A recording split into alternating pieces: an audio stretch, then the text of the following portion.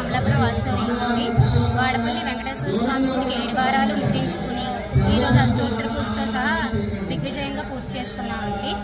ఈ చిన్నప్పుడు మేము చూసిన గుడికి ఇప్పుడు గుడికి చాలా అద్భుతంగా మారిందండి. ఇక్కడ ఇంకా అన్నప్రసాదాలు అన్నీ కూడా చాలా అద్భుతంగా అరేంజ్ చేస్తున్నారు. డెవలప్మెంట్ అయితే మాత్రం ఇప్పటికి అప్పటికి ఎంతో వైభవంగా జరుగుతున్నాయి. కళ్యాణాలు ఏంటి, అష్టోత్తర పూజలు ఏంటి, దర్శనం అప్పుడేంటి, ప్రదక్షిణ టైంలో కానీ ఈ ఫ్లైఓవర్స్ అవి అరేంజ్ చేయడం వల్ల దర్శనం గుర్తుకోకుండా అందరికీ హ్యాపీగా స్వామి దర్శనం లభిస్తుందండి. అలా కాకుండా ఇదివరకు పెద్దవాళ్ళు గుడికి రావాలంటే అమ్మో గుడికా అనేలా ఉండేది.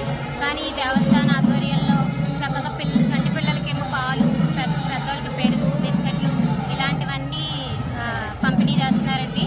అలాగే పెద్దవాళ్ళు కూడా ప్రశాంతంగా లైన్లో వెళ్ళి దర్శనం చక్కగా జరిగేలాగా గుడి ఆధ్వర్యంలో జరుగుతుందండి. ఎక్కడైనా ఎట్నుంచి దర్శనమో తెలియదు, ప్రసాదం ఎక్కడో తెలియదు, అలా ఉండేది.